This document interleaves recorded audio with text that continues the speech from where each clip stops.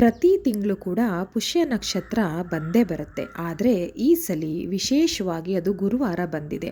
ಗುರುವಾರ ಹಾಗೆ ಪುಷ್ಯ ನಕ್ಷತ್ರ ಸೇರಿದ್ರೆ ಅಮೃತ ಸಿದ್ಧಿ ಯೋಗ.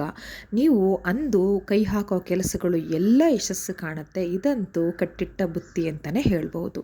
ಅಷ್ಟು ಸುಲಭವಾಗಿ ನಾವು ಯಶಸ್ಸನ್ನು ಪಡ್ಕೋಬೋದು. ಹಾಗೂ ಎಲ್ಲ ಒಂದು ಕೆಲಸದಲ್ಲೂ ನಾವು ಗೆಲುವನ್ನು ಸಾಧಿಸೋದಕ್ಕೆ ತುಂಬಾ ಸಹಾಯ ಆಗುತ್ತೆ.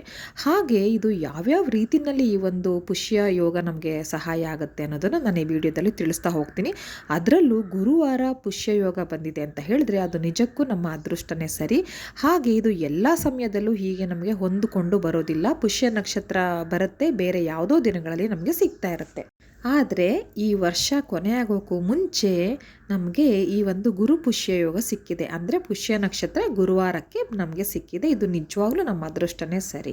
ಹಾಗಾದರೆ ಪುಷ್ಯ ನಕ್ಷತ್ರ ಯಾವ ದಿನದಿಂದ ಯಾವ ದಿನದವರೆಗೂ ಇರುತ್ತೆ, ಯಾವ ಸಮಯದಲ್ಲಿ ಶುರುವಾಗಿ ಯಾವ ಸಮಯದಕ್ಕೆ ಮುಗಿಯುತ್ತೆ, ಹಾಗೆ ಅದರ ಪ್ರಯೋಜನಗಳೇನು, ಅದರಿಂದ ನಮಗೆ ಹೇಗೆ ಒಳ್ಳೆಯದಾಗುತ್ತೆ ಅನ್ನೋದನ್ನೆಲ್ಲ ನಾನು ಇಲ್ಲಿ ಪೂರ್ತಿಯಾಗಿ ತಿಳಿಸ್ತಾ ಹೋಗ್ತೀನಿ. ವಿಡಿಯೋನ ಎಲ್ಲೂ ಸ್ಕಿಪ್ ಮಾಡದೆ ಕೊನೆ ತನಕ ನೋಡ್ತಾ ಹೋಗಿ. ಈ ಒಂದು ಪುಷ್ಯ ನಕ್ಷತ್ರ ನಮಗೆ 20ನೇ ತಾರೀಕು ಬುಧವಾರ ಮಧ್ಯಾಹ್ನ 2:50ಕ್ಕೆ ಶುರುವಾಗುತ್ತೆ.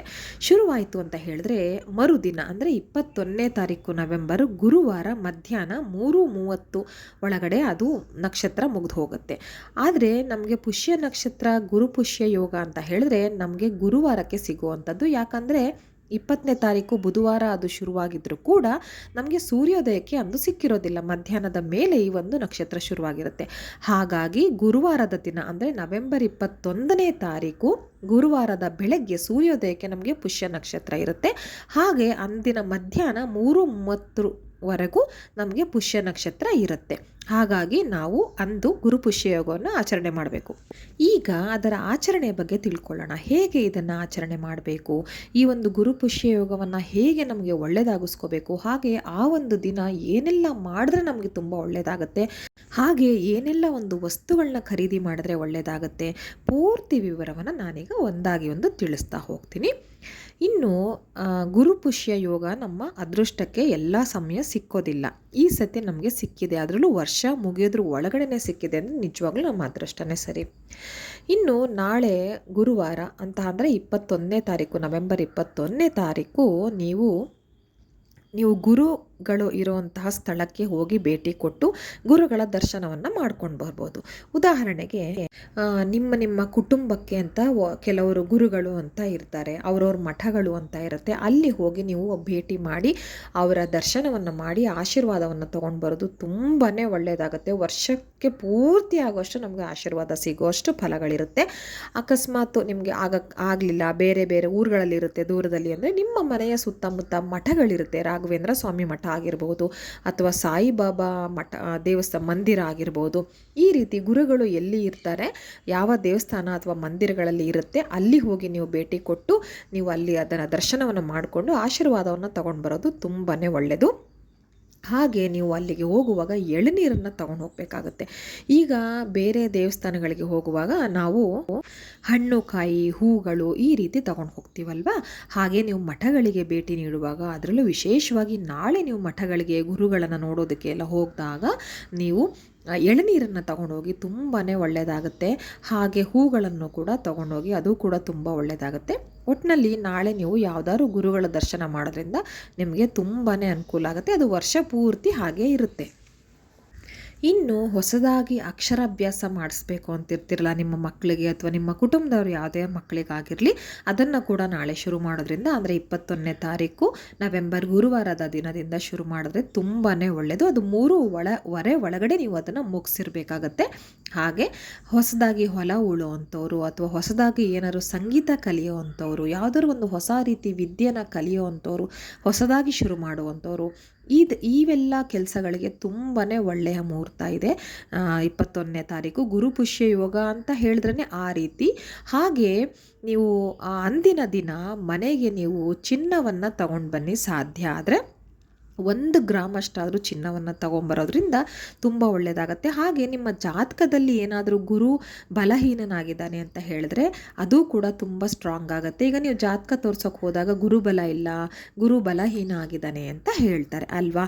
ನೀವೊಂದು ಮದುವೆ ವಿಚಾರ ಇರಬಹುದು ಅಥವಾ ಉಪನಯನ ಅಂತ ಮಾಡ್ತಾರೆ, ಅಂದರೆ ಮುಂಜಿ ಅಂತ ಮಾಡ್ತಾರೆ, ಅದಕ್ಕೂ ಗುರುಬಲ ಬೇಕಾಗತ್ತೆ. ಎಷ್ಟೋ ವಿದ್ಯೆಗಳಿಗೆ ಬೇಕಾಗತ್ತೆ. ಈ ರೀತಿ ಎಷ್ಟೊಂದು ವಿಚಾರಗಳಿಗೆ ಗುರುಬಲ ನಮಗೆ ಖಂಡಿತ ಬೇಕೇ ಬೇಕಾಗತ್ತೆ. ಅದು ವೀಕ್ ಆಗಿತ್ತು ಅಂತ ಹೇಳಿದ್ರೆ ಈ ಒಂದು ಸಮಯದಲ್ಲಿ ನೀವು ನಾಳೆ ಅಂದರೆ ನೀವು ಚಿನ್ನವನ್ನು ಮನೆಗೆ ತಂದರೆ ಆ ಒಂದು ಗುರು ಶಕ್ತಿವಂತನಾಗ್ತಾನೆ ಅಂತ ಹೇಳ್ತಾರೆ ನಮ್ಮ ಜಾತಕದಲ್ಲಿ. ಹಾಗಾಗಿ ನಿಮಗೆ ಸಾಧ್ಯ ಆಯಿತು ಅಂತ ಹೇಳಿದ್ರೆ 1 ಗ್ರಾಮ ಚಿನ್ನನಾದರೂ ತೊಗೊಂಡು ಬನ್ನಿ. ಅದು ಹಾಗೆ ತರೋದ್ರಿಂದ ತುಂಬಾ ಒಳ್ಳೆಯದಾಗತ್ತೆ. ಹಾಗೆ ನಿಮ್ಮ ಮನೆಗೆ ಉಪ್ಪನ್ನು ಕೂಡ ತಗೊಂಡು ಬನ್ನಿ. ಉಪ್ಪು ಅಂದರೆ ಲಕ್ಷ್ಮೀ ಸ್ವರೂಪ ಅಂತ ಹೇಳ್ತೀವಿ. ಹಾಗಾಗಿ ಉಪ್ಪನ್ನು ಕೂಡ ತಗೊಂಡು ಬನ್ನಿ. ಹಾಗೆ ಇವೆರಡೂ ತರಕ್ಕಾಗಿಲ್ಲ ಅಂತ ಅಂದರೆ ಇನ್ನು ಒಂದು ಮುಖ್ಯವಾದ ವಸ್ತು ಹೇಳ್ತೀನಿ. ಖಂಡಿತ ಈ ಒಂದು ವಸ್ತು ಎಲ್ರಿಗೂ ಕೂಡ ತರೋದಕ್ಕೆ ಸಾಧ್ಯ ಆಗೇ ಆಗುತ್ತೆ.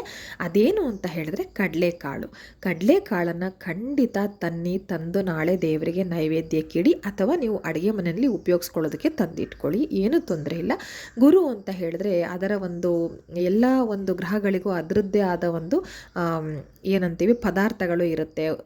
ಆ ರೀತಿ ಶನಿಗೆ ಎಳ್ಳು, ಈ ರೀತಿ ಎಲ್ಲ ಒಂದು ಗ್ರಹಗಳಿಗೆ ಅದರದ್ದೇ ಆದ ಪದಾರ್ಥಗಳಿರುತ್ತೆ. ಅದೇ ರೀತಿ ಗುರುವಿಗೆ ಕಡಲೆನ ನಾವು ಸಮರ್ಪಣೆ ಮಾಡ್ತೀವಿ. ಆ ಒಂದು ರಾಶಿಗೆ, ಗುರು ರಾಶಿಗೆ ಈ ಒಂದು ಪದಾರ್ಥಗಳು ಹೊಂದುತ್ತೆ. ಹಾಗಾಗಿ ನೀವು ನಾಳೆ ಕಡಲೆಕಾಳನ್ನು ಮನೆಗೆ ತರಬಹುದು. ಇದು ಕೂಡ ಚಿನ್ನಕ್ಕೆ ಸಮಾನ ಅಂತ ಹೇಳ್ತಾರೆ ನಾಳೆ.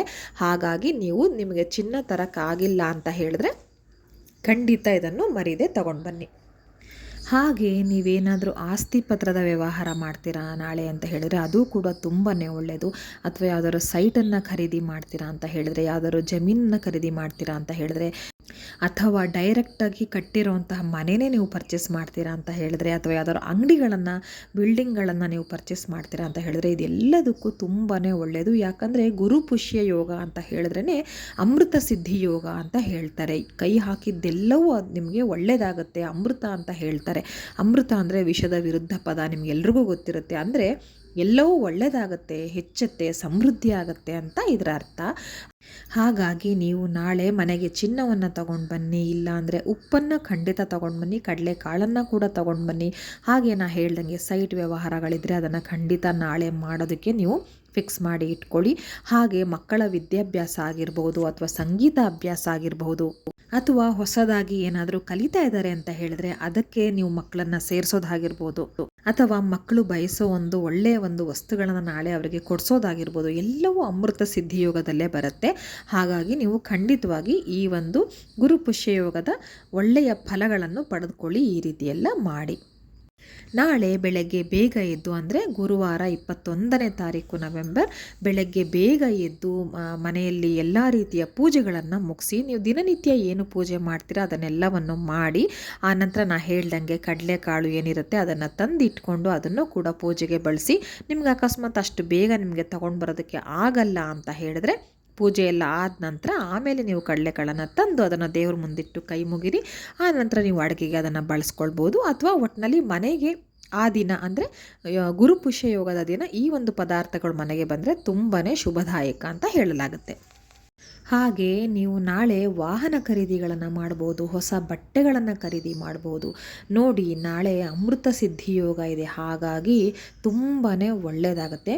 ಇನ್ನೊಂದು ಮುಖ್ಯವಾದ ವಿಷಯ ನಾನು ಹೇಳೋದೇ ಮರ್ತೆ, ಅದೇನಂತ ಹೇಳಿದ್ರೆ, ನಿಮ್ಮ ಮನೆಯಲ್ಲಿ ಅಥವಾ ನಿಮ್ಮ ಕುಟುಂಬಗಳಲ್ಲಿ ಅಥವಾ ನಿಮ್ಮ ಸ್ನೇಹಿತರಲ್ಲಿ ಯಾರೇ ಇರಲಿ, ಅವ್ರಿಗೇನಾದರೂ ತುಂಬಾ ಬಾಧಿಸುವಂಥ ಕಾಯಿಲೆ ಏನಾದರೂ ಶುರುವಾಗಿದೆ ಅಂತ ಹೇಳಿದ್ರೆ, ಅದು ತೋರಿಸೋದೋ ಬೇಡವೋ, ಅದಕ್ಕೆ ಔಷಧಿ ಯಾವಾಗಿಂದ ತಗೊಳ್ಳೋದಕ್ಕೆ ಶುರು ಮಾಡೋದು ಅಂತ ಇದ್ದರೆ ಖಂಡಿತ ನಾಳೆಯಿಂದ ಶುರು ಮಾಡಿ. ಆ ಕಾಯಿಲೆ ನಿಜಕ್ಕೂ ಹುಷಾರಾಗುತ್ತೆ. ಕೆಲವರು ಹೊಸದಾಗಿ ಔಷಧಿನ ತಗೊಳ್ಳೋಕ್ಕೆ ಶುರು ಮಾಡೋರು ಕೂಡ ಪುಷ್ಯ ನಕ್ಷತ್ರಕ್ಕೆ ಕಾದು ಅವತ್ತಿಂದ ಅದನ್ನು ಶುರು ಮಾಡ್ತಾರೆ. ಇದು ನಿಜವಾಗ್ಲೂ ತುಂಬ ಹಿರಿಯರು ತುಂಬ ತಲೆತಲಾಂತರದಿಂದ ಈ ಒಂದು ಪದ್ಧತಿ ನಡ್ಕೊಂಡು ಬಂದಿದೆ. ಹಾಗಾಗಿ ನೀವು ಸಾಧ್ಯ ಆದರೆ ಈ ಒಂದು ವಿಚಾರ ನಿಮ್ಮ ಸ್ನೇಹಿತರಿಗೆ ಕೂಡ ಹಂಚಿ ಈ ರೀತಿ ಶುರು ಮಾಡಬಹುದು ಅಂತ ಹೇಳಿ. ಆಗ ಕಾಯಿಲೆ ಬೇಗ ಹುಷಾರಾಗತ್ತೆ ಅಂತ ಹೇಳುತ್ತೆ. ಹಾಗೆ ನಾಳೆ ನೀವು ದೀಪವನ್ನು ಕೂಡ ಮನೆಗೆ ತರೋದ್ರಿಂದ ಲಕ್ಷ್ಮಿನ ನೀವು ಮನೆಗೆ ಬರಮಾಡ್ಕೊಂಡಂತೆ ಆಗುತ್ತೆ. ಹಾಗಾಗಿ 2 ಅಂದರೆ ಒಂದು ಜೋಡಿಯ ದೀಪಗಳನ್ನು ಅಂದರೆ ಹಣತೆಗಳನ್ನು ಮನೆಗೆ ತಗೊಂಡು ಬನ್ನಿ. ಅದು ನೀವು ಬೆಳ್ಳಿ ಹಣತೆನೇ ಆಗಬೇಕಂತ ಇಲ್ಲ, ಅಥವಾ ಹಿತ್ತಾಳೆದಾಗಬೇಕಂತಿಲ್ಲ, ಮಣ್ಣಿನ ಹಣತೆ ಆದರೂ ಸಾಕು. ಹಾಗಾಗಿ ಅದನ್ನು ತಗೊಂಡು ಬರೋದು ಮರಿಬೇಡಿ. ಹಣತೆಯಲ್ಲಿ ಮಣ್ಣಿನ ಹಣತೆನೇ ಶ್ರೇಷ್ಠ. ಧನ್ಯವಾದಗಳು.